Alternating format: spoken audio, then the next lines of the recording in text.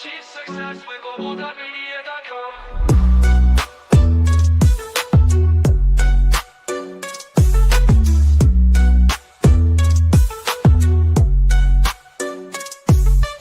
Every step forward is a new beat to your drum. Achieve success with Global.Media.com. Let's celebrate it with or without champagne.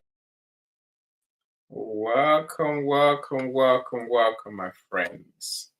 Welcome to Any's What If Live.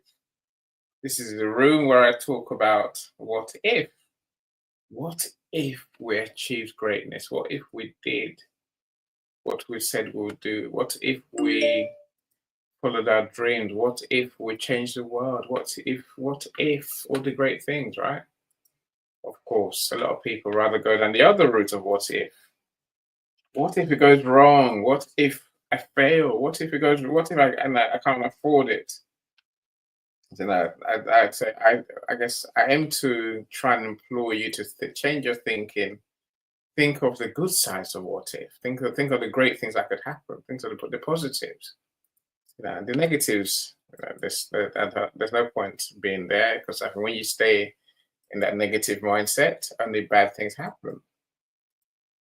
Your dreams never be, right? They never come to be, and the greatness that's within you never comes to see the light of day. So now, thank you for joining us. If you're here, please leave us a comment. That way, I know you're here. I will know you're here otherwise. And this, of course, is lives. I only see you in the comments. So do let us know where you're joining us from, and also, if you want to come on stage, then let me know. I'll happily share the link with you. I've shared the link in the comments on the events page. So you're more than welcome to join the studio and come and have your say. For those who don't know me, I'm still Eni Osung, and I am, I guess, the brains, the brawn, the tea maker, the cleaner, everything that's Global.Media. You tend to see me do. I've got a team of people who do other stuff for me, who are just part of what I do. So primarily, I want to do these events for you. If you're thinking about doing a live stream, don't know where to start, then let's talk. I can definitely make it happen for you. So I will help you organize. I'll help you fill. I'll help you co-host if you want me to. Otherwise, I'm happy to do the organizing side and the filling side and the button pressing side, and let you be the star that you are. Apart from doing these rooms, I spend the rest of my days publishing books. As Scott asked me earlier, Scott's in the studio, what is that book behind you? You mean this book, Scott? This book, Lessons to Learn from COVID. So my international best-selling anthology. This one, yes, I'm trying to get past my background. So this is our book that you see behind me. It is a book with 10 authors. We're talking about the experience of the pandemic, how we survived, how we didn't just survive, how we're thriving. What did we learn? What helps us to get through such a difficult moment in humanity? It's all those things that are in the book. If you want to know how to survive the next pandemic, then please, do get the book. Scott, I'll share the link with you later. You're more than welcome to read the book. And, you find me doing events about some of the topics in the book, some of the people in the book as well. And of course, that's my way of saying, as time goes on, I help people to write their book, publish their book, and market the book. So my thing really is combining the events like this with authors' works. That way, say my authors come to get their books written, sometimes edited, cover designed, and then we'll publish a book. And then we'll tend to work with them to market the book. That's what I'm saying, we help them to launch the book. So I tend to do 3 or 4 events, normally 4 events, what I call pre-launch events, and then we'll do a launch event. And that launch date is a good chance for my author friends to work to achieve international bestseller status. So I'm glad to say, I was going to say lucky, not so lucky. I'm glad to say, 99% of my authors become best-selling authors. Those who pay me to guarantee their bestseller status or achievement on Amazon, they get 100% of them get bestsellers. Those who don't pay me to guarantee the bestseller achievement, I think I've had one ever in my history has not achieved bestseller because they used to do the work, right? A lot of things go into making someone a bestseller and making your launch day successful. We'll do email marketing in the background. We'll build your community. We'll get you known, we'll get you famous, as I say. We'll make sure everyone knows who you are. That way, when the launch day comes, they're happy to support you and your book. That's what we tend to do. And of course, I do many rooms myself as well. I talk about many different things. For example, my room, I've had 2 rooms today. The first one was to showcase one of my friends who is a prayer healer. Yes, that's the word for it. Okay, yeah, she does spiritual healing through prayers. So, again, I've seen her work. I've seen her work actually make a difference in people's lives. So, like I always say, I like to do events with people who have something different, who have a service that works, that really helps people, that really transforms lives. If that's you, my friends, let's talk about it. Let's work out how we can get you in front of more people. Build your trust, your credibility, your authority. With all of that, my friends, you get more famous. And as we know, famous people sell more. That's a game. Really. There's many other things in the background that we could help you with when it comes to marketing, but we'll cross that bridge in good time. I just love doing books. I love doing events. So I've got a room tomorrow where we're talking about being your authentic self in business. That's my signature room. That's my room, the first room I ever started with, and I still do it now 2.5 years on. And that room is all about how do you grow your business. And so we'll realize that growing our business depends on, it's a mindset game amongst anything else. A mindset game as well as technical skills, exercise. So I tend to talk about topics to do with those 2 things. But I'm not a mindset coach, but not by any means. Instead, I'm a mindset learner. And what I do is bring to you what I've learned in my mindset education, my mindset journey. So tomorrow, Wednesday, we're talking about how do you manage your emotions? How do you use emotional intelligence? Yes, it's a huge mindset-related topic, but it's also a practical business topic. I think we will need to understand. We'll say with knowledge of mindset and by practicing mindfully, you'll find that your business will grow, your results will change, you will be happier, you'll be richer, all the good things in life, right? That's why I do what I do. I've got a book to business room on Friday if you want to join that one. So that's let's say we'll talk about how authors make money. What's my topic this week? I think this week I'm talking about software and tools that authors can use to ease the process of writing and publishing a book. There's also some wonderful, wild and wonderful tools out there.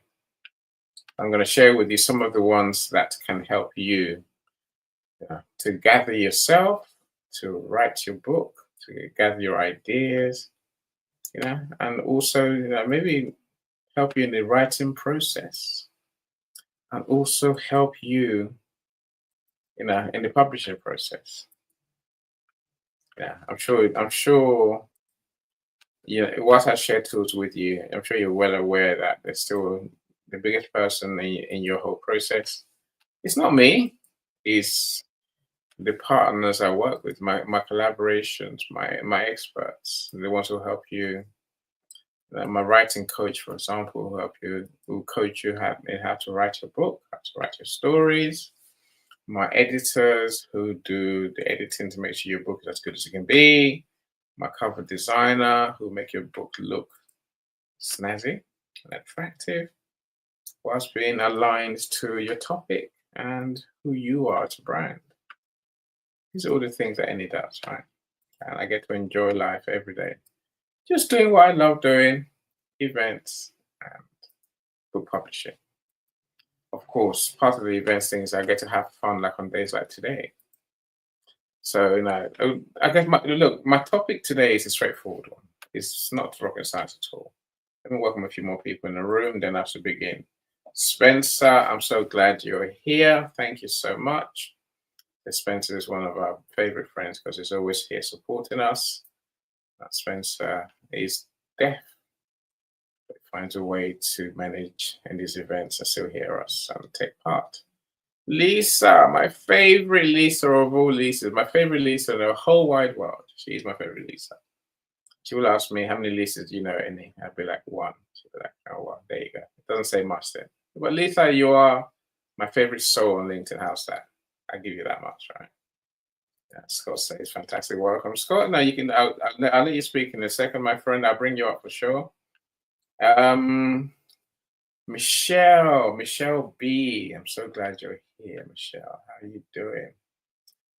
Michelle B is deaf and blind, but she finds a way to, use her brains and the science to create hearing and seeing tools. She's amazing, truly amazing, truly, she's remarkable. Mariam, you come back. That excites me. Miss Angelica, how you doing? I'm planning already for your visit to London exactly a week from now. We must talk later, Miss Angelica. I need to know where you're staying. I need to know where you are in London. London's a big, big place. I need to know where you are so I know where to get myself a hotel. Not that it really matters. I will find a way. I will find a way. I'm coming to see you, so that's just that. It's a case of where I stay. And because of course we'll have our trips planned on a Wednesday, so I don't want to be too far away. But London's a huge place. There's a square mile in London, which is a square mile. That's a center, financial center that everyone knows about. It's like the Wall Street in US. And then there's London, which is surrounding areas. And there's inner London, then there's Greater London. And so you go, right? So, but I'll find somewhere to stay. Of course, I will. I'll get myself a hotel. But it'd be good to know where you are, so I know which part of London to head for. We must talk later. Right. I think I've done enough of the introduction. Yeah, it's about time to actually start the conversation. Okay. So should I get my book? I should. So I've got a couple of videos to show you today. I do. I really do. Right, so the first one I was going to show you, okay, right, they're not, okay, so they are videos. I'm going to stream a couple of YouTube videos into the event so you can get the idea of what I'm thinking of and what I'm trying to get across. Anyway, before I do all that, let me bring Scott up on stage. I don't like to keep my speakers waiting any longer than necessary. How are you doing, Scott? I'm fantastic, Annie. How are you? I'm all right. Now, better for you being here, my friend. You've made my day. You and Mariam have made my day for sure. Thank you. Thank you. My apologies about the camera and the light. I'm not in my office today. I apologize. I can see you, so so we can see you. So that's more than perfect. Okay. All right. Well, I normally try to go beyond witness protection, but I've just been kind of in a pinch today. I've been in a pinch today with visiting nurses and clients I've been meeting. So, thank you so much for having me. The topic about what if, it's a fascinating question. You said, what if What if you save the world? What if you reach your goals? Then what? And it really made me think about what happens in dog racing. And I'm not sure in the United Kingdom if you guys have greyhounds that race. Do you guys do that there?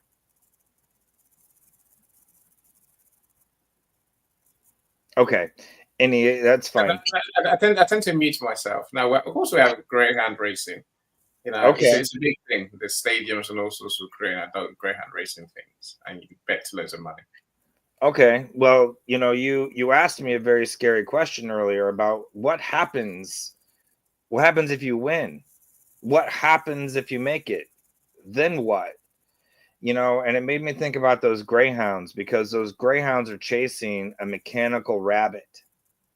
And if they ever catch that mechanical rabbit, they will realize that they have been duped and they will never race again. They retire. They are done, because beyond catching the rabbit, they don't have goals, dreams, other aspirations. They don't have a true north to keep them running in that direction.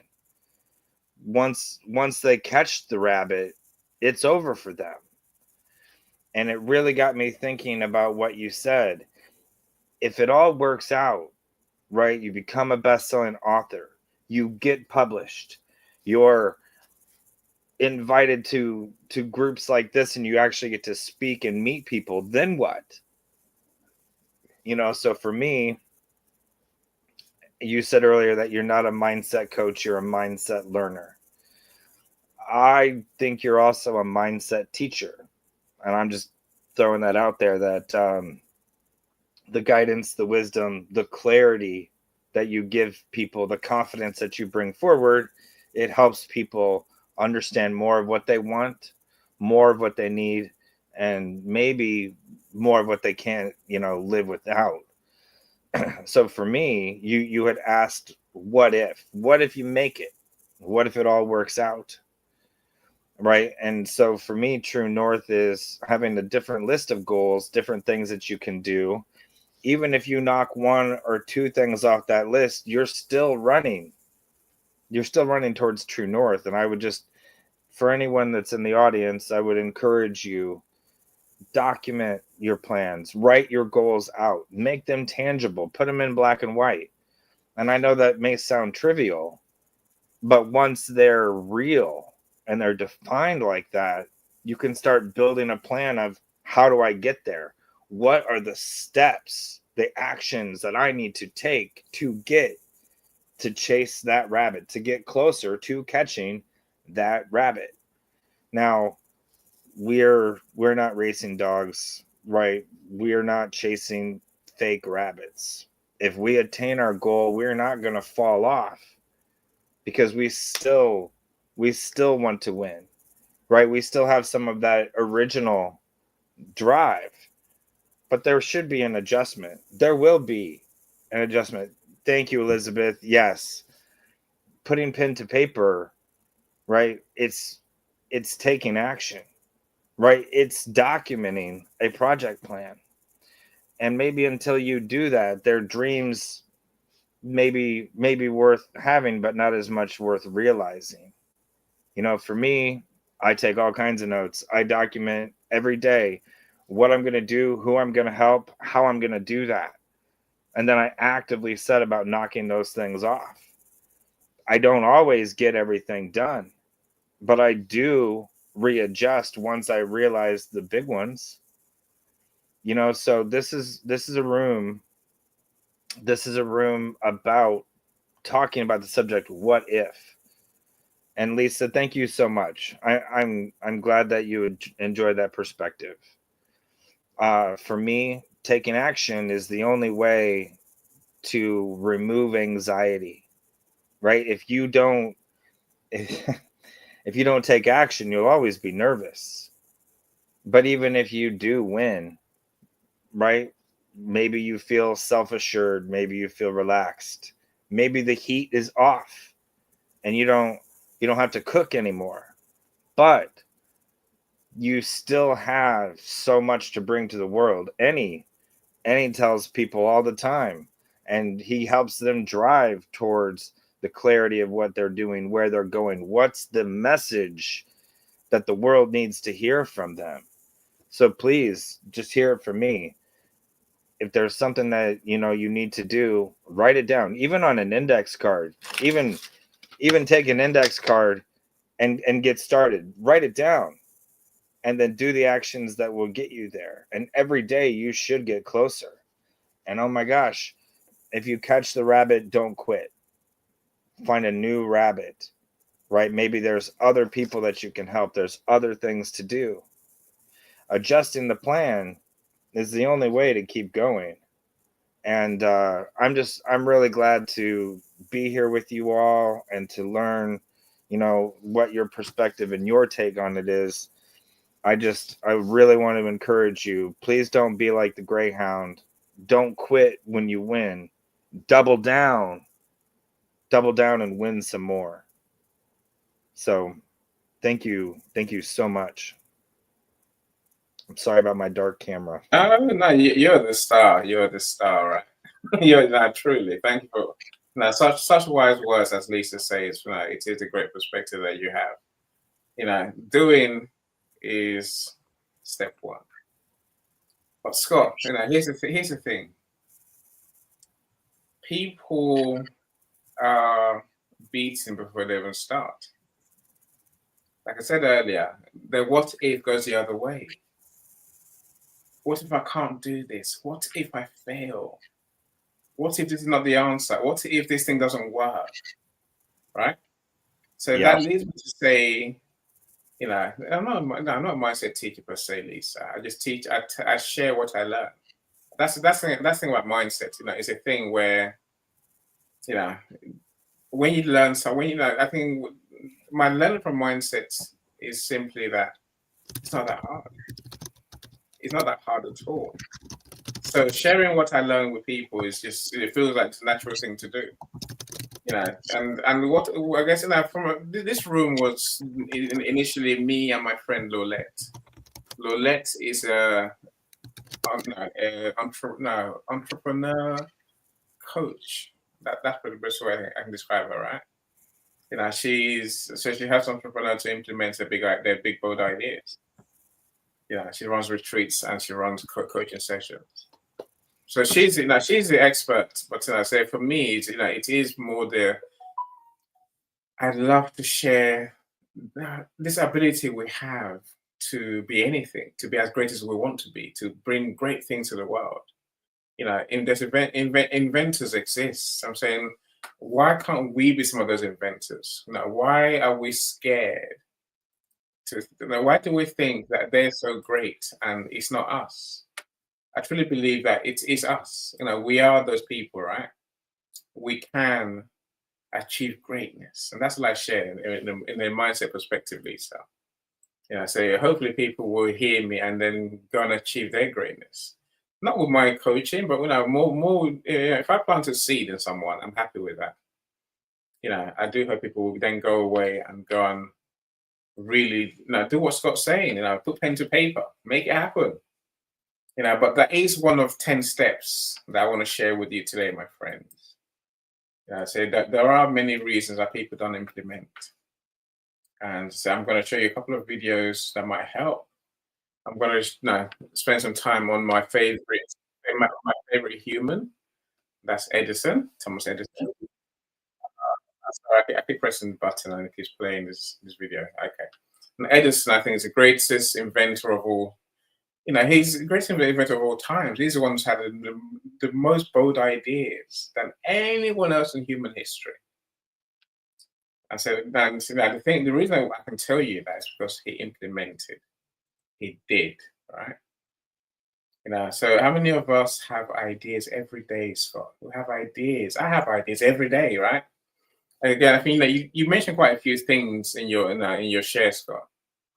Put pen to paper, yes, but we can't do everything. Which ones are we going to do? How are we going to do it? What is the plan? I'll come back to all of these in good time, right? But I think it's a good place to start. So I'm trying to get through a week's adverts, by the way. So I don't want that to ruin my fun. Okay, I tell you what, let's talk to Mariam.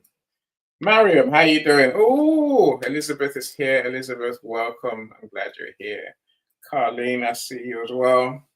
Need to hear this now. This time, I see. I was talking earlier about spirituality, and I'm saying spirituality definitely. There's something out there. Timing is everything, indeed, Carlene. I think a lot of us speak of the word luck. It's not luck. It's almost like fate that we have. The idea that came to you is not luck. The idea came to you because you can. Back to my question: what if you actually do implement? Imagine what that would really mean. That's the conversations I tend to have. Elizabeth, I can't wait to meet you tomorrow. I really can't wait to meet you tomorrow. I'm excited. I really want to. Elizabeth wants to do rooms. Scott is planning on doing his rooms as well, right? It won't let me share a link. Which link do you want to share, Scott? Who with? And if I can help you, let me know. I'll tell you, I'll put the StreamYard link in the comments. Yeah, so no, I was just gonna share my LinkedIn profile in the comments for the people that wanted to connect, because conversation is rich.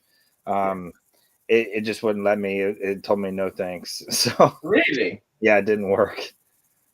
Okay, I don't know what's going on there.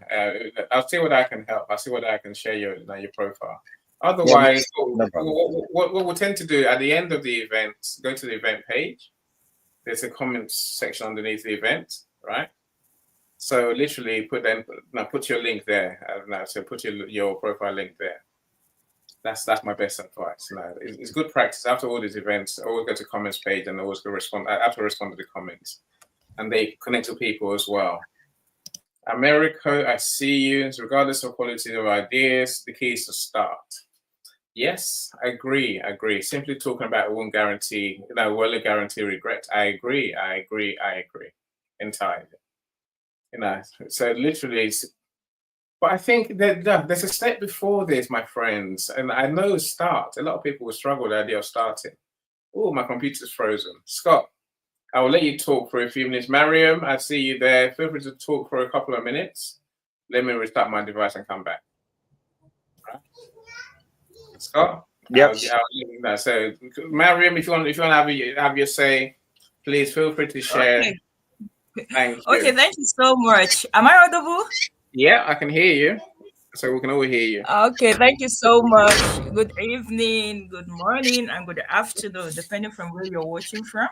So my name is Mariam Shaibaliu, all the way from Nigeria, Kano State, and I'm a cybersecurity facilitator and educator. So I was like, at first I don't want to join, but I just okay, let me just join. Since we're talking about idea to execution and that big idea. So like just a personal story. When I first started my cyber hijab, at first I was like reluctant. The idea was there. I don't know how to like kickstart it. And one thing with idea is when you have idea and there's no action, is no need. So I talked to 2 people about it, and they were like, "Do you think this is going to happen? We are in the north. We are in Nigeria. You are a woman. Do you think this is going to happen?" I was like, "Okay."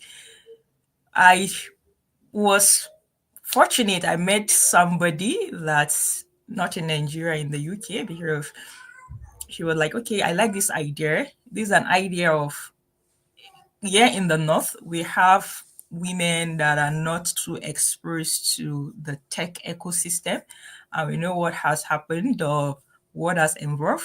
Everybody's buying the tech ecosystem of a thing. And I wanted to create a platform where I would like mentor women and also train them cybersecurity. And where to start? It was so like I don't even know where to start, since me too, I was new into the tech ecosystem. But I was fortunate. I got somebody who said, "Okay, Mariam, come. I'm going to like give you the go ahead. What do you need? How do we go about it? And we're fortunate. I've trained women, and that idea. One thing about idea.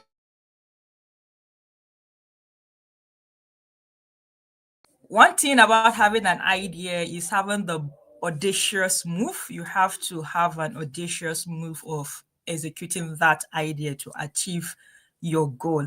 So I think that was it from my own end. I think okay, yeah, it's No, back. So thank you very much, and thank you for saving me. Thank you for saving me. You know, these things do happen, especially my computer decides every event's gonna freeze once, but it lives in the end. Scott, I see your comments. You know, you there's a way to clap. Right, the way to clap is. Are you on a laptop, Scott? Or are you on a phone? I'm on a laptop. Okay, so open a different tab with the event link, right?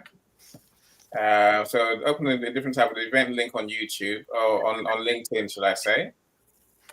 And then there there's reaction buttons on there. Okay, I will find that. Thank you. That I can send you the link if you want to know, but it is on my it's there on my profile somewhere. Now, Mariam, I think again you hit on many important points there, my friend. You really do. You know, saying everyone's saying start, just start. Yes, I get the just start thing. But there's a lot more before we start right now. And that lot more is in our heads. That's when I think we need to be honest with ourselves and say, unless we fix our thinking, we can't just start. Now, and I think do I call it fears? Maybe it's natural fear that, you know, what if we can't? What if, when do we start? You know, what do we do? You know, I think Scott's point, making a plan is important. You know, but then what if you don't know the industry, as Mariam said? What if you don't know where to start? What do you do, right? You know, look, of course, I think it's taking, from my point of view, it's taking the journey, you know, slowly. Okay, so we'll get an idea. Let me say, the first thing I'll say to you is, let the idea cook in your head. Take time to let the idea cook, right? Let your idea ferment. Give it some thought. And part of that thinking is, do I want to do this?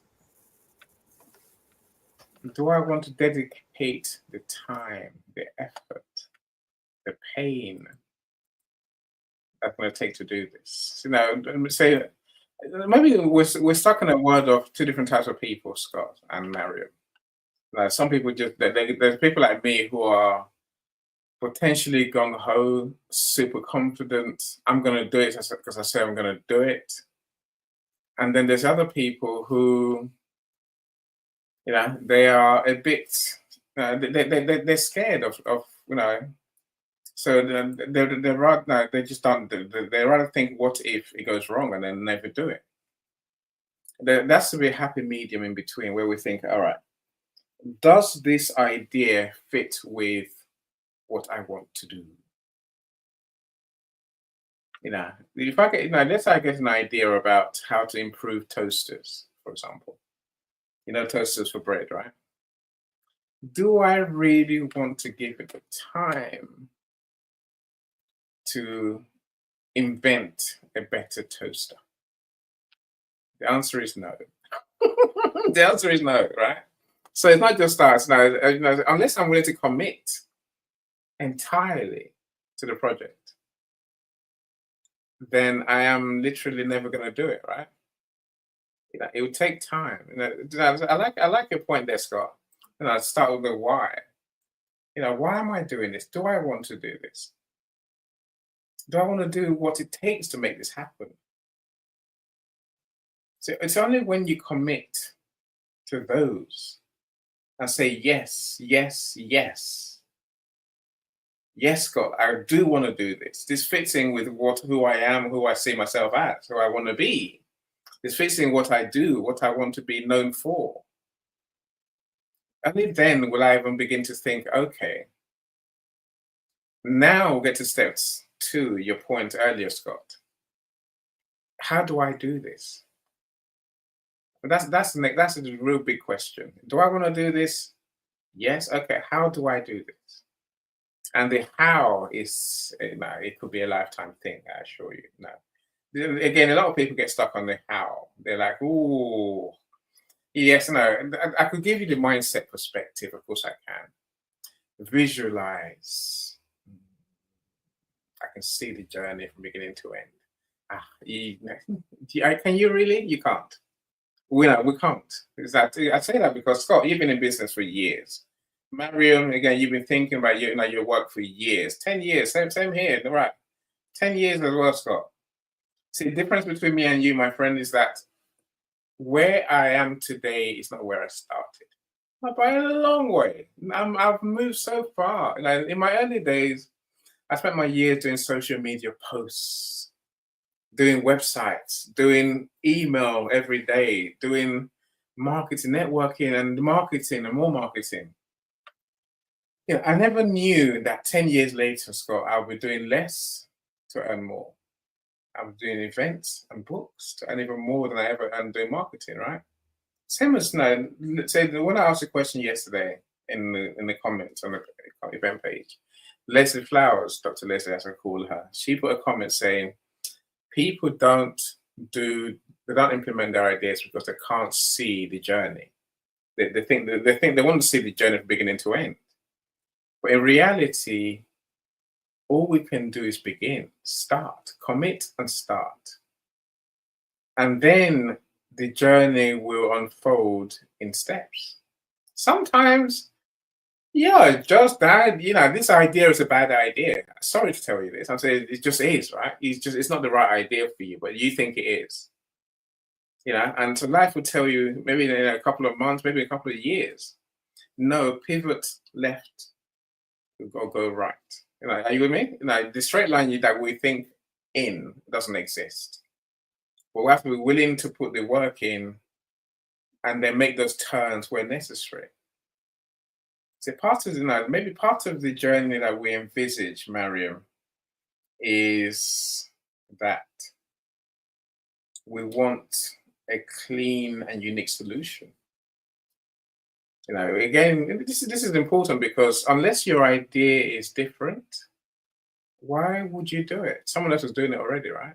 Why would you bother?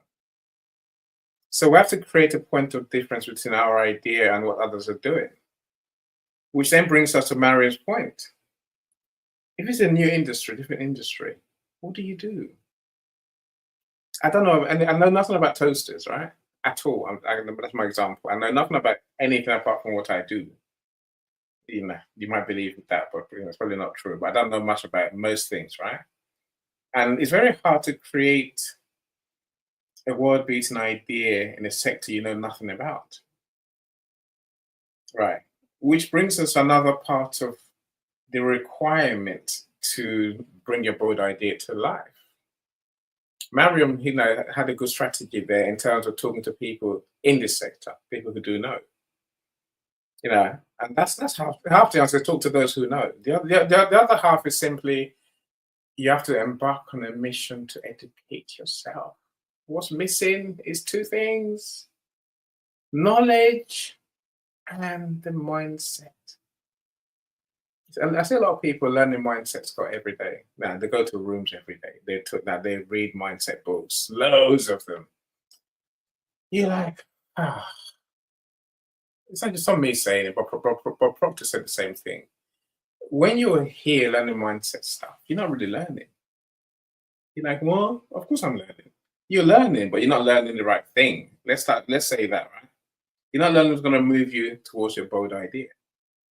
You must learn the technical things, the industry things, the things that the people who you exist to serve, your creation, your bold idea want. What is their problem that you're trying to solve? What's the solution that they really want, which they haven't got yet? That's what you really want to learn. Now, who's going to sell your bold idea? I'll come to that in good time as well, right? I'm saying these are the things you really need to learn: technical skills, industry knowledge. The real things that you need to learn is, you can't just. We're very good at leaving at the technical skills part. It's technical knowledge part of what we need to learn. But we must learn. Learn we must. That's part of the journey. Right. So let me go back to my point about we want to see the path from start to finish. We can't.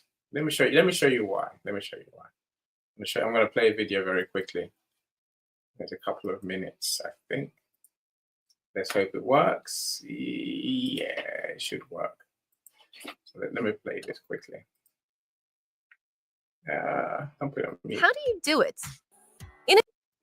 Innovation. What is it? How do you do it? Innovation is all about coming up with new ideas or improving old ones. We can think about innovation as a process to create these ideas and test them. From scientists to designers, artists to engineers, anyone can innovate to solve problems. This process starts off with a need or a challenge. What is a problem that you might like to solve? Have a think about all the different ways to solve this problem. What already exists? What materials can you use? Think about some inspiration from the world around you, or even ask some friends to help you come up with some ideas. Then make a prototype. A prototype is like a draft. It doesn't have to be perfect, or work properly, or even use the same materials as the final product. Often, you'll make lots and lots of prototypes before your final design. In order to figure out whether it does what you want it to do, you need to test it. This is often the part where you learn the most about your idea. Is your prototype doing what you want it to do? Can you improve it? What changes would you like to make? After testing your prototype, figure out what you want to change and refine it. Did it fail completely? Great! Use this failure as feedback to help improve it. You can change something big or small, or even go back to the drawing board and start from the beginning. Innovation is nothing new. Everyone has done it at some point in their lives, whether it's making a new invention, coming up with a new dance routine, or even writing a story. Have a look around you. Are there any problems or challenges that you'd like to solve? Next time you have a problem, have a go using this process. Have a go thinking, making, trying, and refining. You never know what you could come up with. Think, make, try, and refine. I like that. I do like that. I like that idea. That is half the answer. Mariam, you disconnected your microphone and your camera. Oh no, that's me. Oh no. Let me stop that. What's that about? Sorry about that. That seemed to have caught me out somehow. Essentially, I think you get the point, right? There is, we have to think, we have to make, and then we have to refine. We have to test and then refine, right? That's how we make our idea come to life. All of us do the same words there, same words, Scott, entirely, right? All of us think along a straight line of perfection. I'm going to make this amazing thing. It's going to work perfectly. And then I'm going to make loads of money because they're going to buy all of them. I'm going to be rich. I don't know what the thing happens next year. You're going to carry on working, by the way. Just carry on refining the idea, right? Otherwise, competitors will come and take over the market. That's what happens in real life, right? Hello, Chinyere. I'm glad you're here. Welcome. Oh, someone's microphone is on. Mariam. Okay, sorry, Mariam. So unmute yourself again, Mariam. Were you going to speak? Sorry, I muted you accidentally. Are you there, Mariam? Okay, I tell you, I'll mute you again when you want to speak. I cannot sit down for me. Take my mommy share for me. Don't take please. How sweet! We all work from home, so our kids are around. It's a good thing. You get used to it, Mariam. It's fine. Look, when you want to add to the conversation, Mariam, unmute and then you can add to the conversation, right? Thank you. So, Lois, I see you, my friend from the Netherlands. We're seeing and seizing opportunities. I agree. I totally agree. You know, but of course, we have to recognize those opportunities for what they are. Now, many people don't. So we have so many ideas. Scott, how many ideas have you had this week alone? Today's Tuesday. I mean, think of the ideas you've had. You could do this. You could do that. How many? You know, everyone is an opportunity. But let me tell you, not every idea is for everyone. I know what I just said.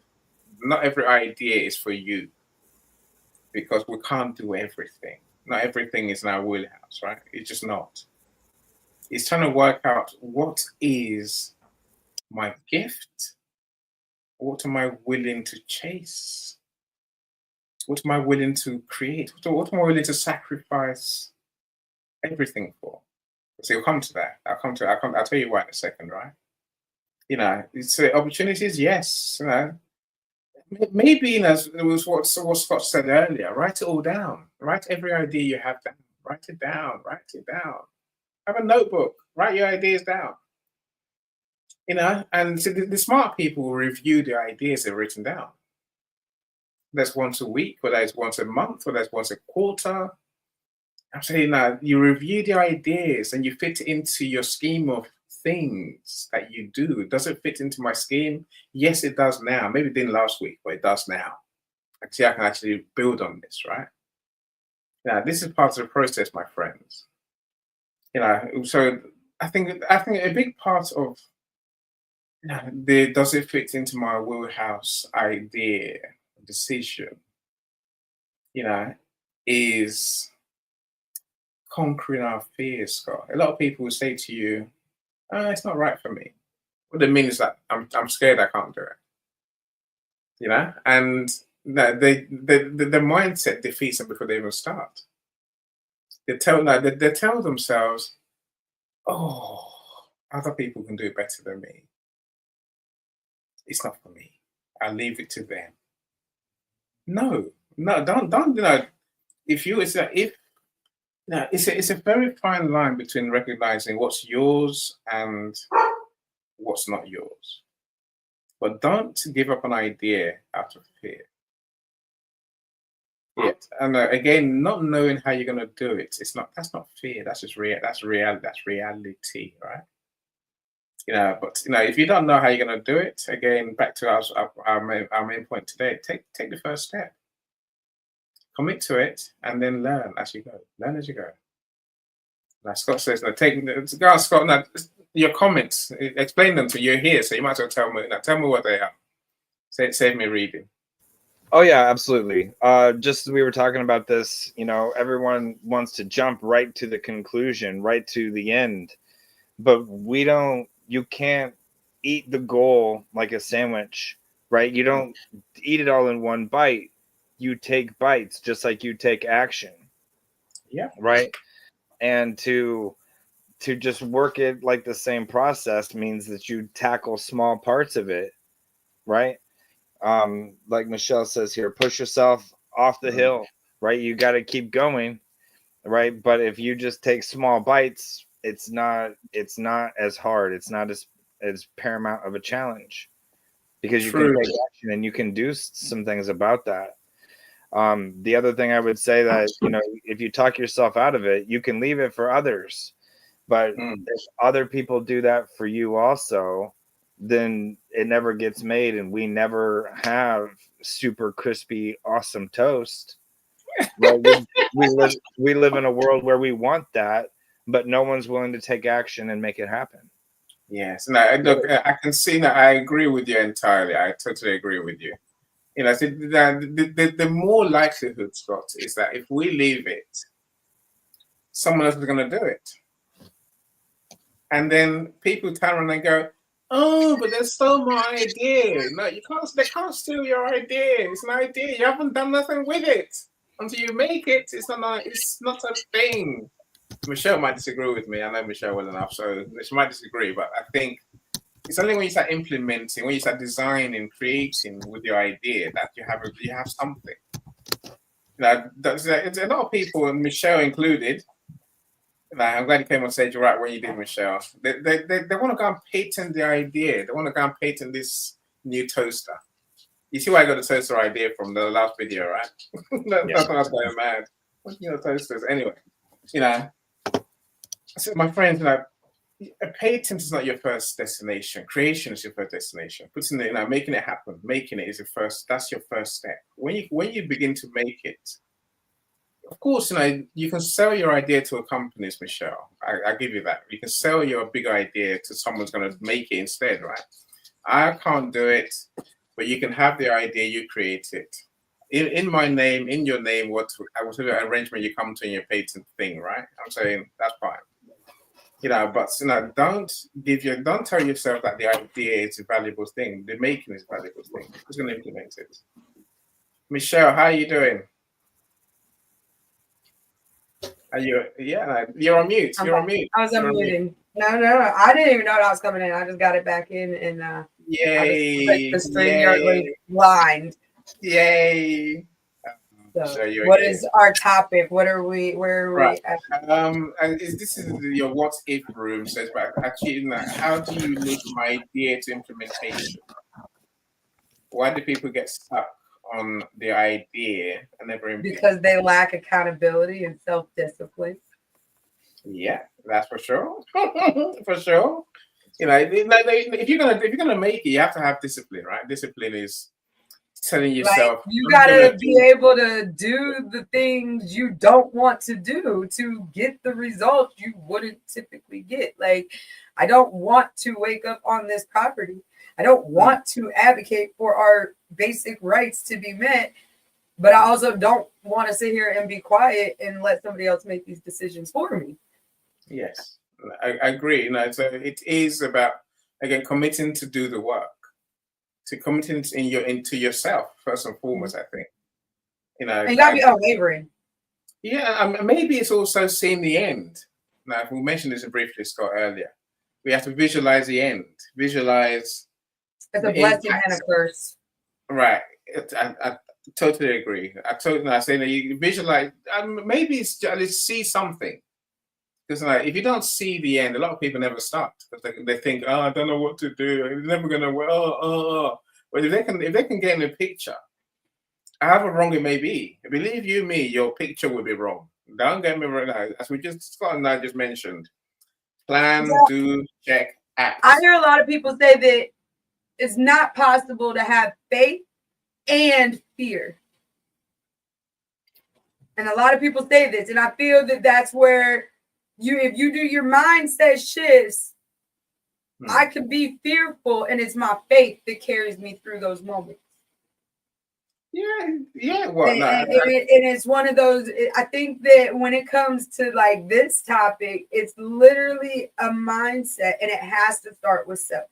You can't blame a corporation or a government or a neighbor for the disruption or the unexecutable things not happening in your life should you not get up with yourself and take the steps to achieve them. I agree. I suppose as long as you push past the fear, you must let the fear just be. You gotta have faith. You have to have faith that something better is possible. Yeah, but I think you have to have faith in more things than that, Michelle. You have to have faith that you can do this. You got this. You have to have faith that you're willing to do what it takes. That I might not know how to do it, but I can teach myself what I need to get the tools to do it. I might not have it right here, right now, but I can read books. I can do it. But that's discipline. Who wants to read a 1,200-page physiology book? Like, people do. They do a 4-year degree, 5-year degree. I do it all the time. Right. We have to know.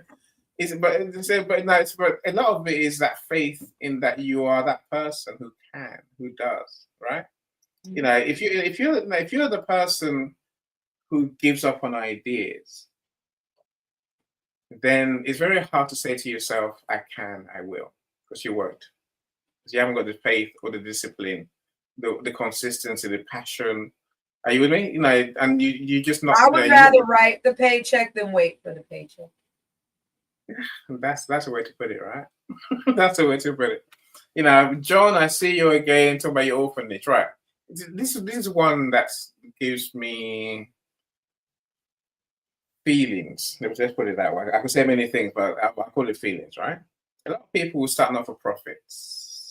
charities. I spoke to a young lady yesterday. She started a children's orphanage in Uganda. I listen. Look, Mariam has some similar idea to help people as well. And also, what I realized very quickly, I used to run a charity, by the way. That's why I can talk about this, right? Is that they think it's easy because they expect to be playing with someone else's money. That's not how it works. Now, the charities of this world, in England, at least in the UK, right? Charities are the most profitable organization. Not because they are crooks, simply because the way we think of charities, right? The people rely on them for life and death services, right? So in this country, they're very regulated. You have a board of trustees. You must have 3 months reserves in the bank. That's to pay everyone and everything, at least. If you don't, they close you down. Once you go below 3 months reserves, they close you down. And people like, that's a bit mean. I'm a charity. Why can't I just run? You can't. Because to get more money, the funders must know you're going to exist beyond 3 months. They must know you're going to exist for the term of their contract, right? Sometimes that's a year, that's 5 years. I'm saying, there's a structure to charities that is more business-like than businesses. But a lot of these people who want to do good don't realize what it takes to do good. Same when people want to create something, don't realize what it takes to create something. They don't realize the money costs. I'm not saying don't start with that money. You can start, take the first step, you can commit. That's what Scott and I discussed earlier on, right? You can commit, you can begin to learn, begin to implement in very small steps, small goals, as Scott called it. But in reality, any bold idea is going to require all your money. Sorry. Did I say that? All your money, all of it. If you think you're going to spend 100 grand, you're probably going to cost you 10 times more. I'm about to say, what about the money that ain't yours that you're using too? No, people don't understand why I'm here, right? Part of the reason I'm here, part of the reason Scott is here, still doing what we're doing, is because we spent all our money on this idea, on this one. We can't just walk away now. It's too late. Your idea will be the same, my friends. It's going to take all your money. You better have an idea how you're going to fund it. Whether are you going to fund it by sales, by partnerships, by whether you're going to fund it with bank money, or through. I've been working on this $5 million grant I'm writing for. I'm saying that's what it takes. You're going to need money, whatever your bold idea is, right? You're going to need a shed load of money. I can't turn around to my wife and I'm saying after 10 years I'm gonna suddenly stop. I can't.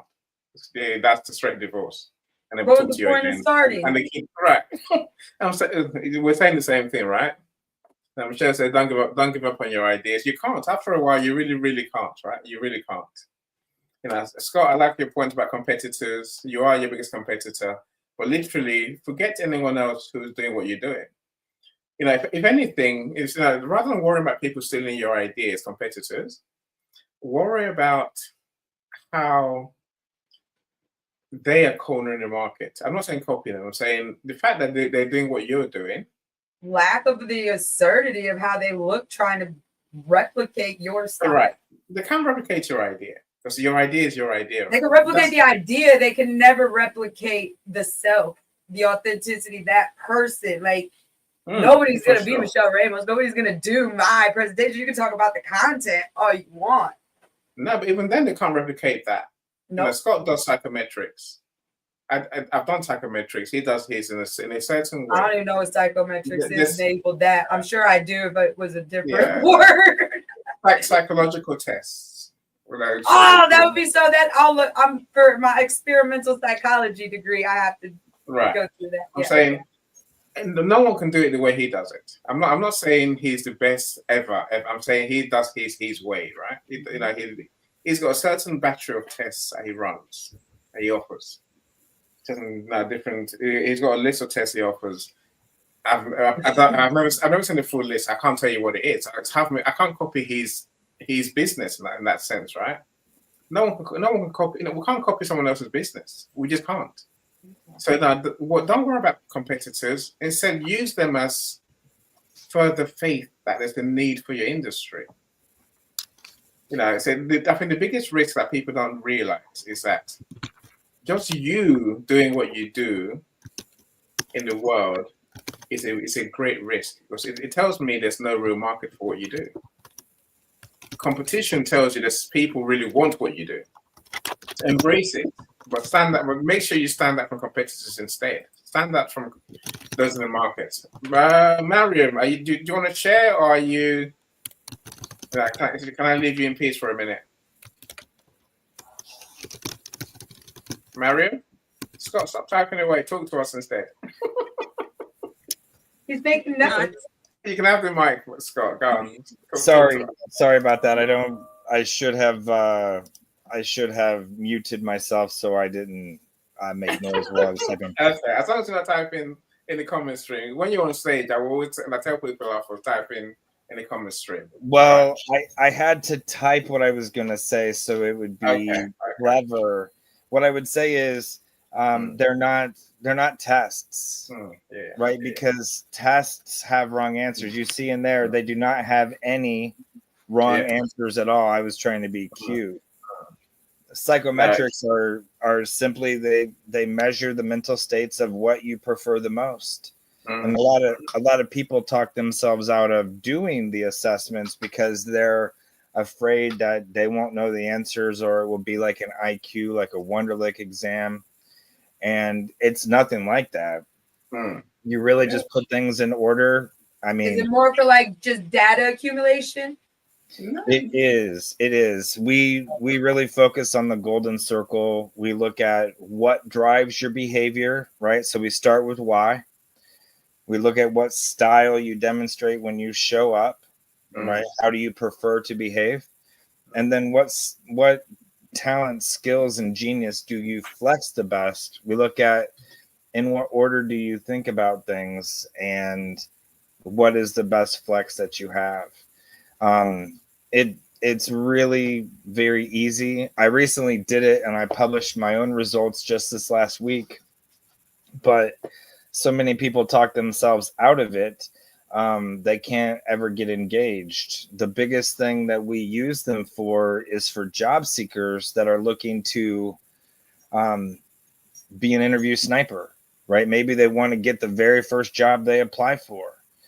And for my clients, that means that, they might have a resume, they might have a marketing document, but in that marketing document is proof of how they behave, what motivates or drives their behavior, and then what are their top skills, talents, and strengths. And the way I would say it is, Annie talked about how you start your business and how you get started.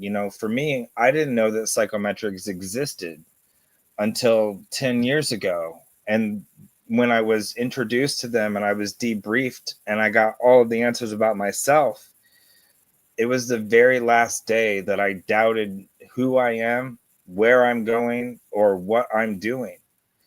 And since then, I've just been locked on like a laser, and I use the same tools with other people that were used on me because I know what it did for me. And for me, it's almost the mannerism and the methods I use when I'm building all these business models.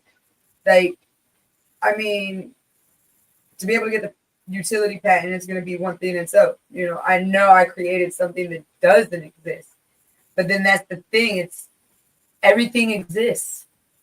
All we're going to keep doing is replicating something already done. We need to maybe revise it. We need to edit. So when I'm building these plans, I try to do it with the mentality of, well, this already exists. So why would you pick me? What about me and what I do and how I do it is going to set me aside from all the noise around me. And that's how I mentally even just begin my thought to even put it to paper to build it, is you're never going to remove your competition, period. So now build it in a mentality with a mindset of, You would be the stupid one to not choose me, and here's why. Totally. Again, it's a mindset game. Elizabeth, I'll see you tomorrow. Thank you for joining us. Look, everyone here, for everyone who joins these events, the thing I'll say to you is make a habit of going to the events page after the event. Go to the comments, engage with people in the comments, connect. That's where you connect with people. Days after. It's fine. Days after is fine. That's No, I said we keep going. Days after we keep going. I said no. Even if you come back days after, you're gonna awaken my page anyway, right? The comments, the team replays, questions come in. While you're there, respond to comments and connect with people. That's what it's there for. That's the only way we can do it these days. Well, Scott, I can see you agree with Michelle entirely. No, it's a slip of the tongue. No, it's the way they write psychometric tests. But I hear you loud and clear. Now they're measures, personality tests. It's a silly idea, right? I get it. So I get what you're saying. Mariam, I don't want to ignore you. If you ever want to say something, just unmute yourself and talk, and then we'll stop talking, right? So I'm glad you're back, right? Yeah. Thank you so much. It has been frustrating from my own end. Like the bot network was just throwing me into the bush, bringing me back, throwing me in the bush, and I was fortunate I was able to come back. So thank you so much. You're back. So it has been a wonderful session so far. Like I learned a lot, and one thing my takeaway is that any idea you have, don't keep it yourself. Take that audacious move to implement. Yeah, I agree. And, thank you so much. I agree. Now, thank you for joining us. Look, so if you want to say, then by all means do. If you want to add to again, just unmute. Because I can't see you, then I guess you just have to just interrupt, and then we'll happily hear your thoughts. Thanks for joining us as well. I'm more grateful to you than you probably realize, right? Let me say this one second. Coming back to how do we move forward to actually implement. I think a lot of Scott, you and I guilty of this mistake, again, that we're not perfect, right? And maybe you too, Michelle, for now, at least. Maybe Mariam too. We try to do things alone. We can't. But then again, I've got a team of people who do stuff for me. I guess in my day, I had a vision of employees. A floor full of employees, all on the computers, doing what the employees do. In my glass walled office in a high-rise block in London. That was the idea. But I've learned from experience. 10 years of employing them, sacking them, employing them, sacking them. I don't want employees. There's different models, but either way, my question to you, my bold idea friends, is simply, what is the organizational model that you're going to use to bring your bold idea to life? Is it business? Is it partnerships? Is it selling? Is it like a franchise? I'm saying you're going to need a structure of sorts, a collection of people who can work with you. No one achieves the bold idea by themselves, is the point. No one does. Not even researchers. No one does. We need a team of people. It takes a lot of people to make your bold idea work. So you must factor in how you're going to build that team. Maybe you don't need to build that team on day one, but you're going to have to build a team sometime. Because no one can do all the things that need doing. And I want to talk about how to build a business to make your bold idea work in my next room, I think, on this series. But literally, a lot of things going to building that business. You need people, you need resources, you need structures, you need systems. I could carry on. You need money.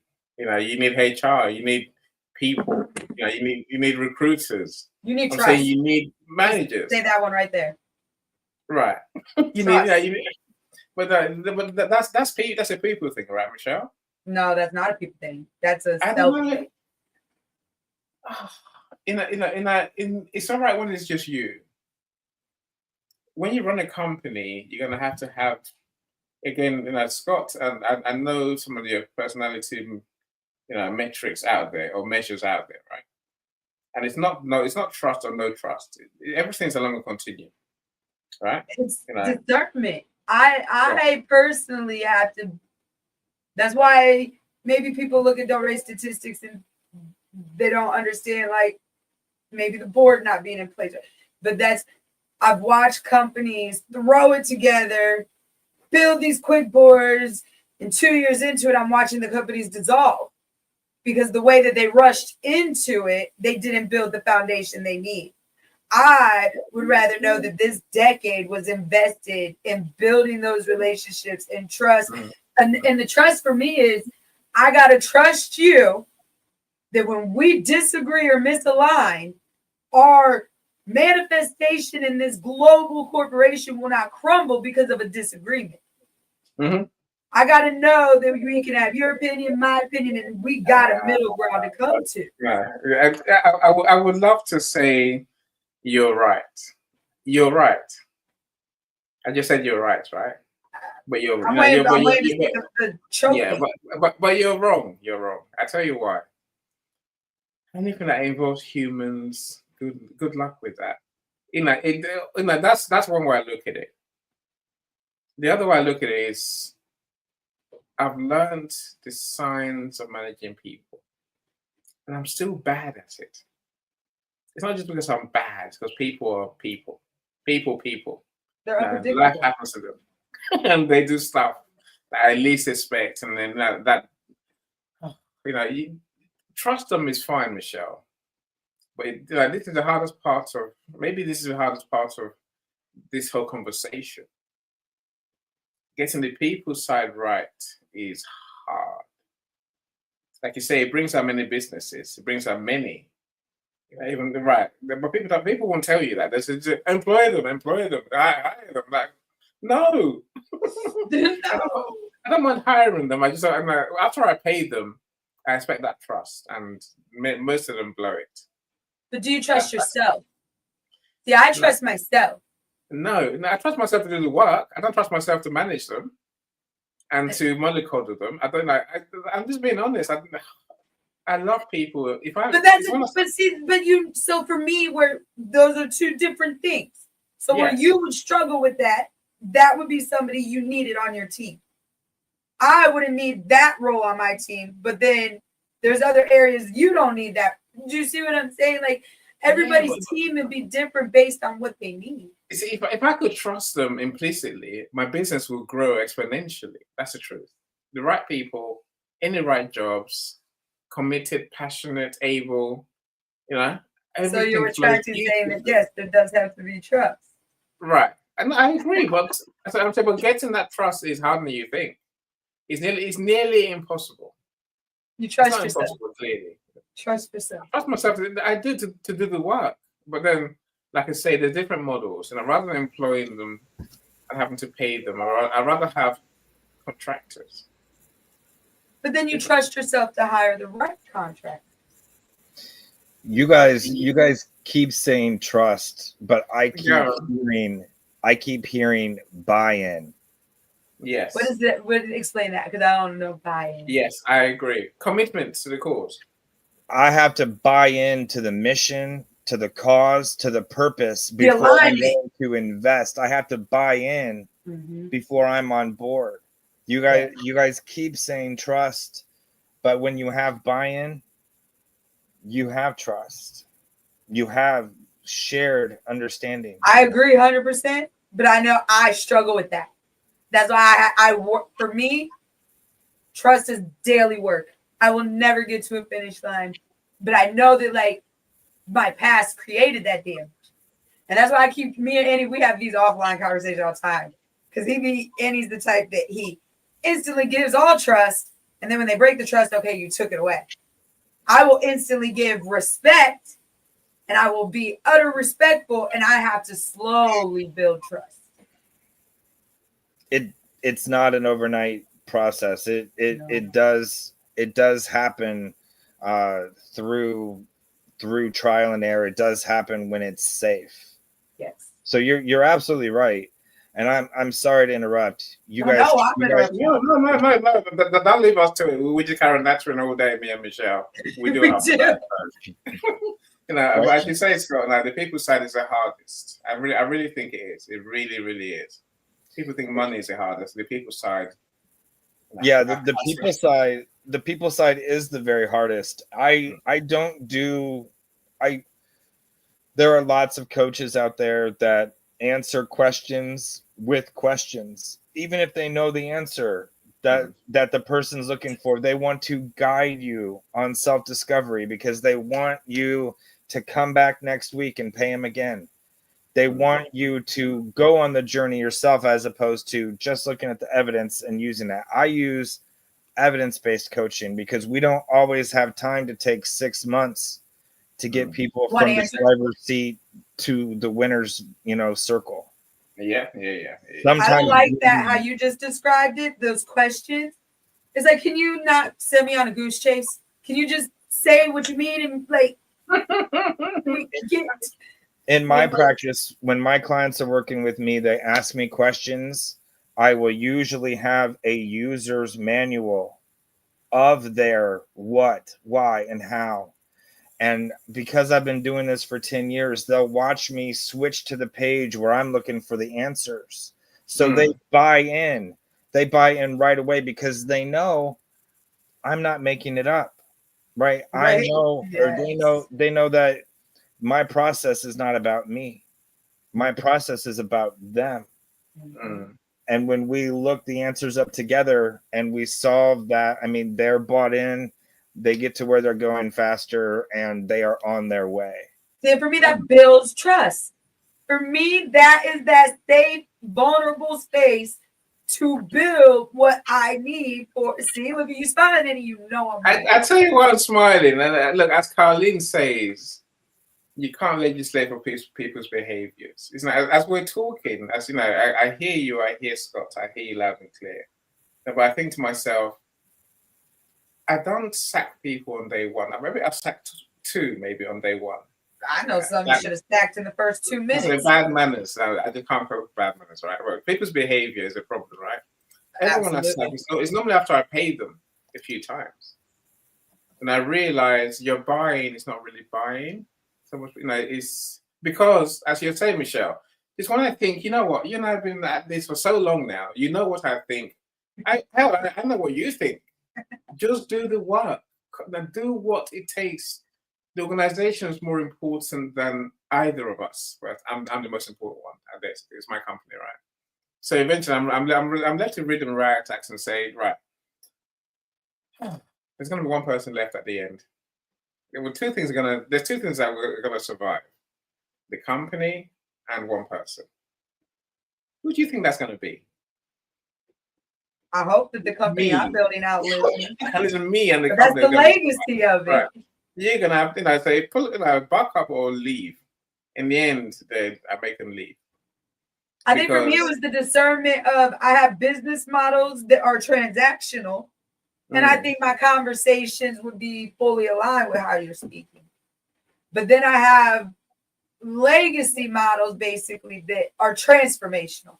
The transaction's irrelevant to me. And you signed the NDA. They're built for that purpose, to give back to the world. So I think that I obviously my mind is different than others. So I know that, but you have to. What are you doing? What is your why? Is this transactional or is this transformational? Because that requires 2 very different approaches. I think that's a good question. Now, Lisa says that's what she resonates with you. So my rebel sister, that's you, right? Look. Let's face it. I'll make it simple for you, Michelle. A lot of people is transactional. You want them to be all in. They're not. They'll say whatever it takes to get through the door. As soon as they're through the door, they behave like humans. Yeah, but I don't care about keeping them in the door. I let that revolving door see them right back out it too. Right. I got a word I'm trying to say, but I ain't got time. Michelle, that's counterproductive. That is not it's more counterproductive to keep yourself in presence of people you know are not contributing to the global impact you desire. That is counterproductive. So now we're back to Scott again. Scott, can you get me the right people that actually want to be here. And if you do want to be here, that's what psychometrics would do. That's my vision for psychometrics. Now, It's easy to see shared, aligned vision for the future that they want to create. Absolutely. And, you know, like I said, just with job seekers, if you can prove that they're motivated to do the work in the role, you know that you can count on them for 8, 9, 10 hours. You can count on them for Saturday when push comes to shove because they're doing what they like. yes. But if they're not doing what they like, I mean, you know, our whole lives, people always say, fake it till you make it. That's But worst advice. in behavioral science, you have 2 hours a day that you can be anything but authentic. And after 2 hours, you're going to be so exhausted, so spent, so tired of that jazz and trying to pretend. You don't get to be who you want to be. You have to be who you think you should be based on who's managing you, what's the responsibility, what is the task. And a good fit is someone that would naturally want to be there. And other I than would that, rather hire somebody with no experience and train them than bring in somebody that was academically trained because they thought that profession was financially going to be good, but that's not where their heart lies. I would rather bring in somebody that aligns with my values, my mission, we align like that. I'll train you to do whatever you can do to contribute. You meet them where they're at. I love your optimism. You know, and Scott, maybe this is what we should discuss when we do your room, Scott. How do you find a person that's truly aligned? Because it's almost like, how to put it, it's not you, it's not me, it's not Michelle, and that's why they're not aligned to anything we're trying to do. They got their own issues, their own goals. Now, I worked day and night for all my employers. That's how I got to the top, right? Really, I worked. Nighttime, I'll still be awake working. I can go back to work in the morning. Truly. But trying to find that today in people, my goodness, it's so hard because they got their own ideas, their own problems, their own goals, their own things, their own interests. And it's so hard to, but let's not get stuck on this. The people side it's a challenge. You get this now. I think everyone gets the idea. Carlene says, I'm a caregiver who's in business. I can't do all the work alone. I need help from others to carry out the expectations of my clients. That's why I prefer to adopt a divine method. I would agree entirely, Carlene. I agree entirely. You know, when you find those golden people, you hold on to them for dear life. Invest in them. I hold them. I do everything that you can to make them happy and keep them there, right? You know, so I know. Look, best I've done is 2.5 years, I think, when I won my early staff. But people will tell you that's almost made me spoiled because I got what I wanted from that person, and that's the standard I used to judge everyone else now. And others are not as committed. I'm like, what the hell?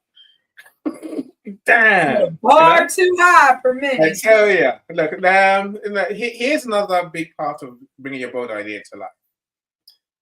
Take a deep breath. I'll tell you this, and I'll show you a video.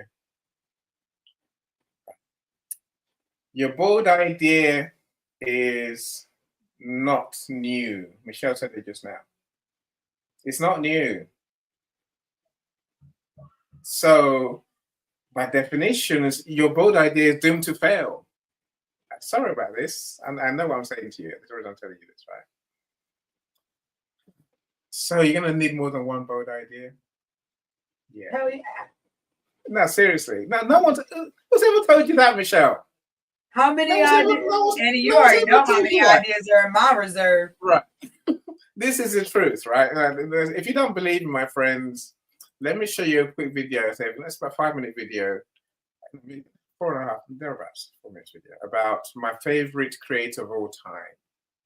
Oh Lord. Mr. Einstein. No, Thomas Edison. He's my favorite human of all time. Really. I thought you was talking about a social media content creator. I was like, who are we about to see? Michelle, you know me better. Come on now. I'm a serious guy when it comes to my events, right? Social media creator.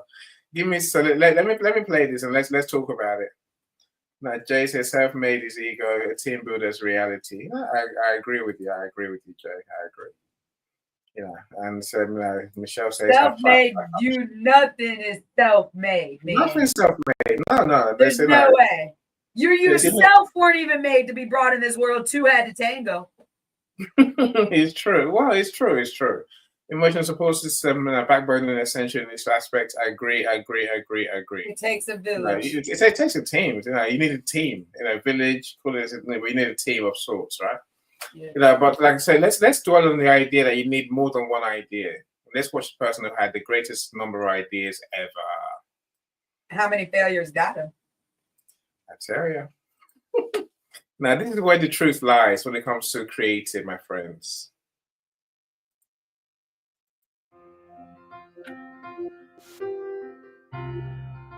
Have you Why are you doing that? Just play. ever worked on a seemingly impossible task? Did you succeed? How?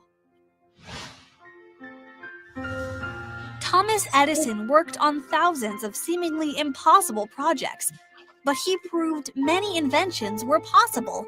Turning on lights, starting cars, watching movies, listening to recorded music, all resulted from Edison's devotion to technological innovation.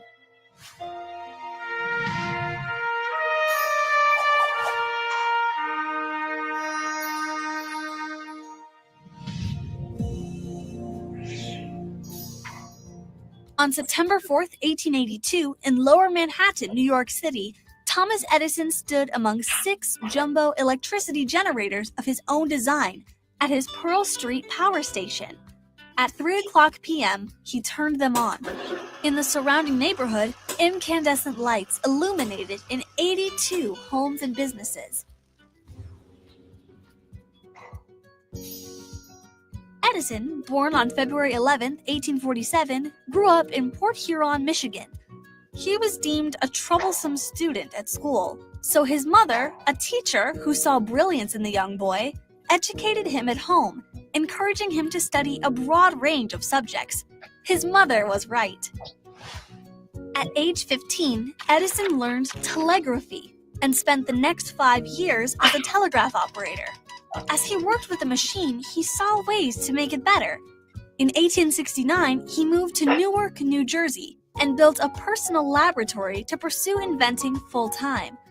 A shrewd businessman, Edison made many improvements to the existing telegraph, patenting 150 of them, and selling those inventions to the highest bidder.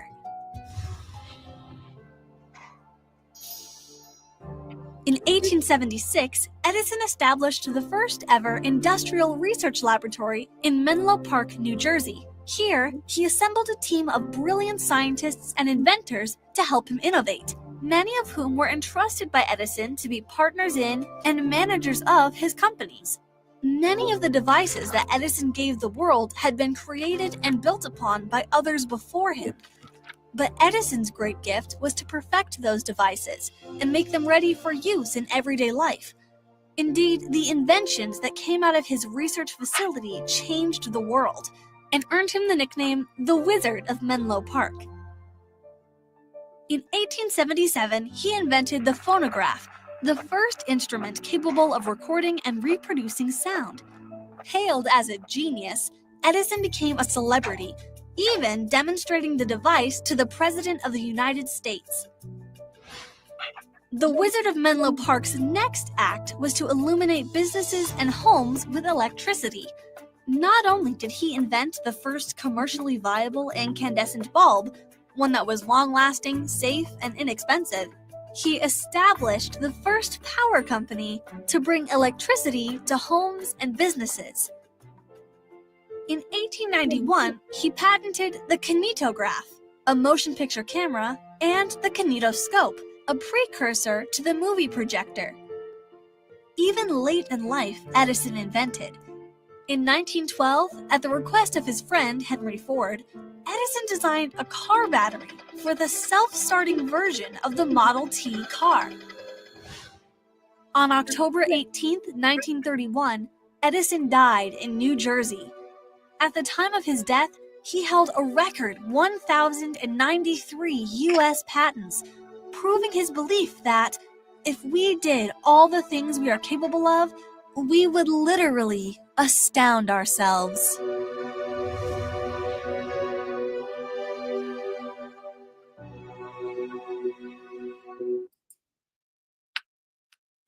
Now we all just can't go be Edison, can we? Oh, I love it. I love it. That has me so emotional. That has me emotional, Michelle. Yeah, but that's That's why, no, he really is an amazing human to study. And, everybody, Edison is just automatically associated to electricity. They have no clue what that man has truly done and accomplished and how many failures he embraced to get those victories. Truly. Now, what do we know Edison for? The light bulb, right? The light bulb. All those things. Direct current. Right. But all those things that he worked on, invented, created. My point, as you say, Michelle, is we think our idea is going to be the big one. It's rare for your one idea to be the big one. Those who do succeed with the big one, the bold idea, they have loads of ideas that fell by the wayside. Loads, many. Because each time they fail, they learn. You see, Edison wasn't 20 and became 25 when he became famous, right? I'm saying, you see, it was a lifetime. His bold ideas were a lifetime of work. Professor Roxana, I see you. Glad you're here. Thanks for joining us. Michelle, you're doing great. I see so Chinyere wants to connect with you. Or you want to connect to Chinyere. So you two do connect, go in the comments, find each other there and do comment, do connect and have the conversation. Now, I like your point about Tesla. Nikola Tesla was a man, but see, here's what Edison did, Scott, which I think is important. Yes, he created the first car battery. The Model T Ford, as was found out just now. Edison didn't really create things. What he did was improve things. My friends, your bold idea is about you improving something. We'll say that earlier about opportunities. They're there. The world's full of things that don't work properly, things that can be improved. That's where your bold idea lies. Reinventing the wheel is not necessary. I know you asked me the question earlier, Scott.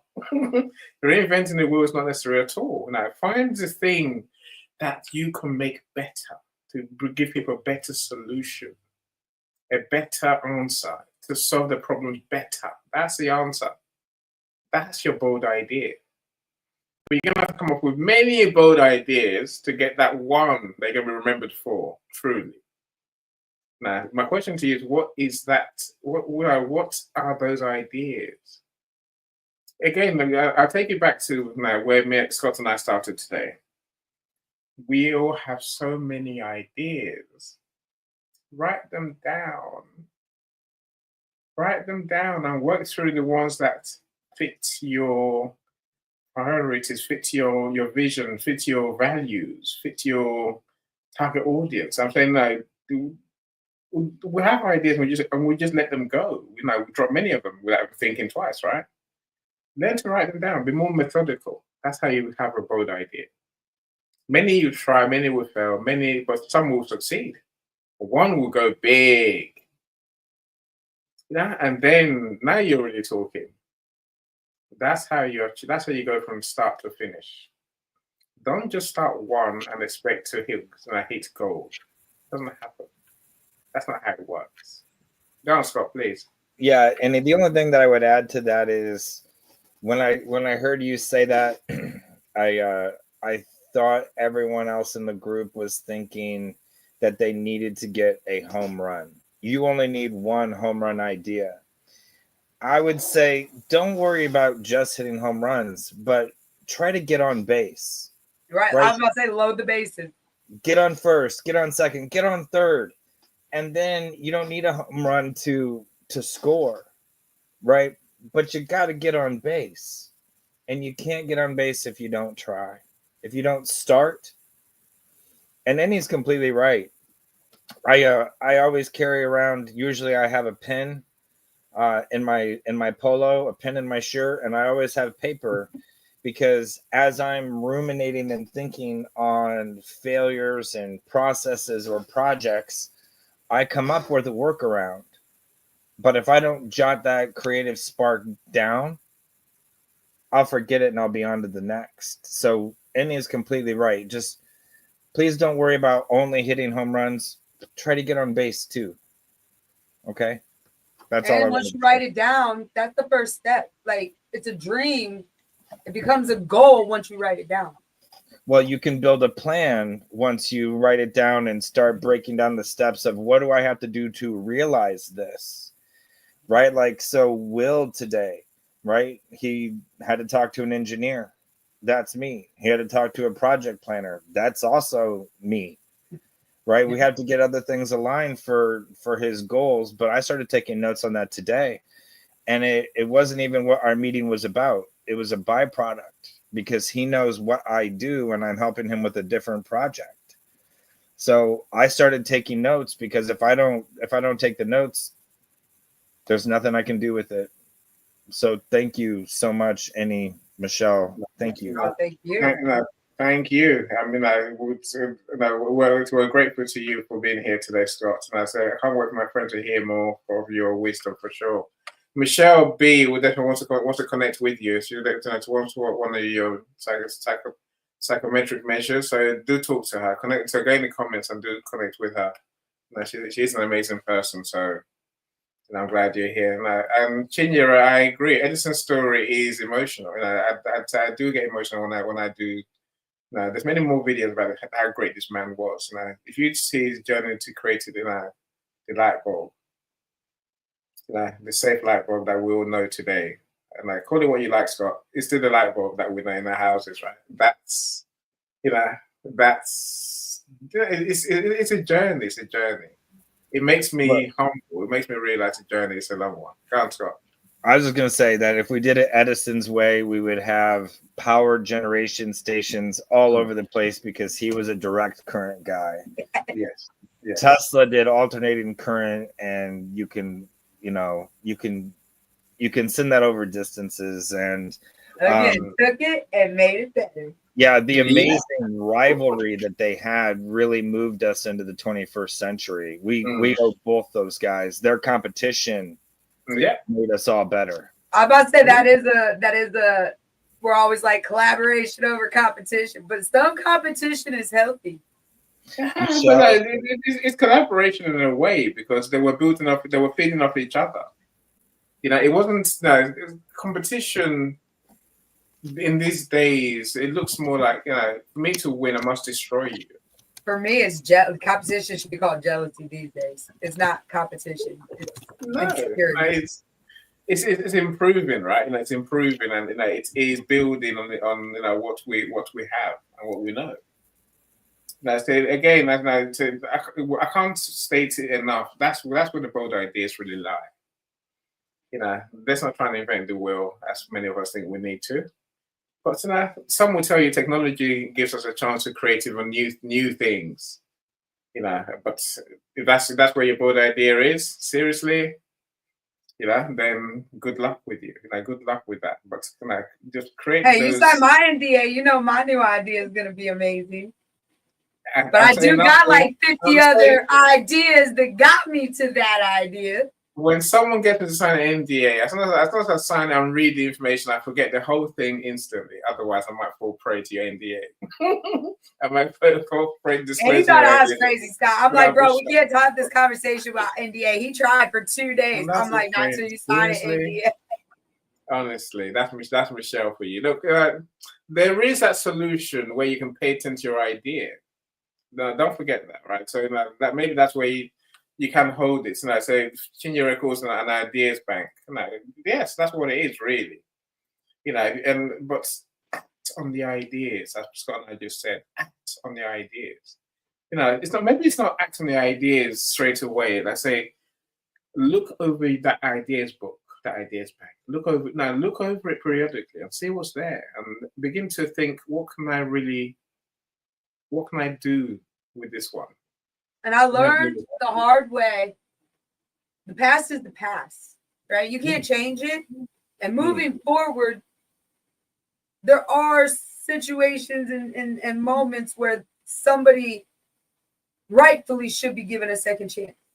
Yeah. If that makes sense. Because I think that we sometimes, at least me, I would get stuck in my thought of what it was because of what I experienced and just not want to give that person the time of day.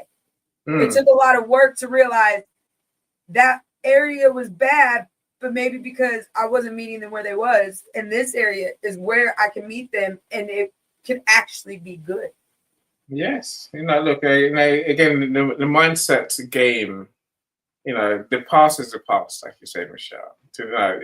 If we do everything with the best of our efforts, it means that we can look ourselves in the mirror and say, I gave my best that I knew today, that I know today. Tomorrow, guess what? I'm going to know more. Just because it's one day more, I will know more, right? We'll see things, our perspective deepens. We'll see things that we didn't see yesterday. We'll know more than we'll do today, right? And so tomorrow we'll go again, equally hard to give our best. And that's how we'll get to where we're going to get to in the end, right? We'll learn. We'll make mistakes, we'll learn some more. Kiefer, I'm glad you're here. Thanks so much for joining us. It would have been nice to have you on stage. Look, I'll leave you with the last one, my friends, the very last one. Stop asking for opinions. Stop asking them what they think. Anyone. Don't ask any of them. I'm saying, unless you know that this person is an expert, maybe we say circle again, Scott, where we started off from. Don't ask friends and family for their opinions. If you don't know, ask the experts, ask the coaches, ask the people who know, ask the Scots of this world. It's not me. Or be willing to handle constructive criticism. That's fine, but don't ask people who don't know, who don't care, because they're gonna feed you garbage. They're gonna tell you rubbish. They really are. Your friends and family know nothing about what your idea is. They know nothing about the people you're trying to serve. They know nothing about the solution that you've got in your head, right?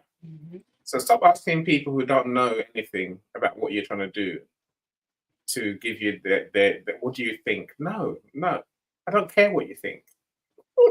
I'd rather ask the experts, full stop, right? I won't go take advice from anybody that wouldn't even consider my own. Yeah, don't do that. A lot of people. Don't forget. The question I asked was why do people get stuck on the idea stage? The reason is they ask people's opinions, and they get fed garbage, and they're like, "Oh, okay, I can't do it because you said so." Who are you to say I can't do it?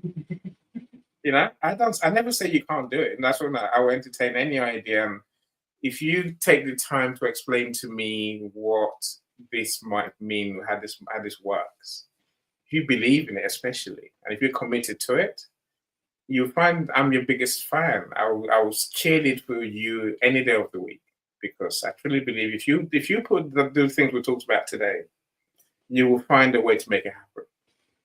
And more for me to say, that you couldn't do it. Now, Scott, I tell you, the fear thing, that was number 2 on my list. Don't listen to any of them. And the family thing is a weird one because it's not so much fear. I think some of them, when I started in business, Scott, I promised my wife in 2 years we'll be retired, we'll be on the beach, enjoying life. While those staff of mine in the glass board office, top of London Tower, will be doing the work. So every so often she beats me with a stick. What happens if I retire after 2 years? I'm like, leave me alone. I'm working harder now, 10 years on than I ever thought possible, right? But it's not from a place of meanness necessarily. So some people are being deliberately annoying, deliberately hurtful, Condescending. right? But I say, yeah, well, but I think I learned to give family the credit for wanting the best for us. No, really. I know you don't, Michelle. I'm saying, but like your daughter wants the best for you, for example. We just Right. exclude my family. But yes, Now, most your daughter, most right. families, yes. You know, it's deep down, your daughter wants. You know, there's someone that our family don't want to destroy us necessarily. But me and my daughter down, my family up. Like no, that was right. very distressing. I'll say my wife, and her thing was simply get achieving. Are you with me? Like, let's see it. Do what you need to do to show to show us that you are achieving. I don't think we, you know, that's the day I learned not to hate them. Because before then I was angry. I was like, every day you're always hammering me. I just like, no, you know, you actually do want me to succeed. So I'll take that for what it is. You know, even there's little jibes, you still say, no, I'm going back to work. I got work to do. I know what I'm doing. I got this. So now you see, that's why I look at the family thing, you know. But you know, it's not an easy one to deal with. But don't ask people who don't know opinions. Just don't. I learned very early on not to take any of it to my family. Always go find the expert. Superb. Look, Scott, Michelle, you both an absolute gems. No, really, you have. You know, you made my day. You know, you made my conversation a lot easier as well. You know, so I look forward to doing more rooms with both of you. You know, so Scott, let's talk. Let's work out this rooms that we're going to do, and then let's begin. You know, more people to know what you do and to get the help that you offer. For sure. Absolutely. My boys. So thank you so much. Look, enjoy your evening. Look, do go to the comments section and do engage there, because the friends that you're going to make from this session are all there, right? You know, but thank you so much. Thank you. Enjoy your Tuesday. Tomorrow I'm talking about how to manage your emotions. I don't know what I'm going to say. Nice. I think emotional regulation is the key to everything deep down. You know, we will explode at our friends, we'll explode at our partners, we'll explode at our staff, at our customers. It does us no good whatsoever. You know, we must learn how to manage those emotions in a way that helps us and helps other people too. Let's talk about it tomorrow if that interests you. I'm sure I'll invite all of you. I always do, right? Look, enjoy. Thank you so much, everyone that's joined us. Thank you, everyone that's commented, everyone that's been on stage. I appreciate your stars. I'm indebted to you forever. Take care and end the show. So bye, everyone. Bye, Michelle B. Bye, everyone. Bye, everyone. Let's play.